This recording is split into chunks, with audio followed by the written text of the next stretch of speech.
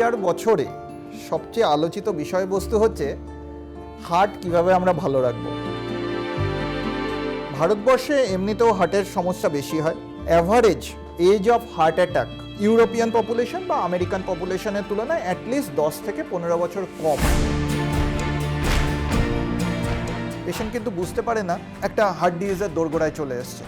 এবং গোটা জিনিসটা আরও ডিপেন্ড করে হচ্ছে তোমার কতগুলো রিস্ক ফ্যাক্টর আছে। তার মানে তোমার সুগার আছে কিনা, স্মোকিং, লিপিডস, ফ্যামিলি হিস্ট্রি, এইসব জিনিসগুলো আছে কিনা। এইচডিএল বা গুড কোলেস্টেরল সেটা হচ্ছে আমাদের যে ধমনী থাকে সেখান থেকে কোলেস্টেরল ডিপোজিট নিয়ে যায় লিভারে। তার মানে সেটা ব্লকেজগুলোকে কমায় বা প্লাক ডিপোজিশন কমায়।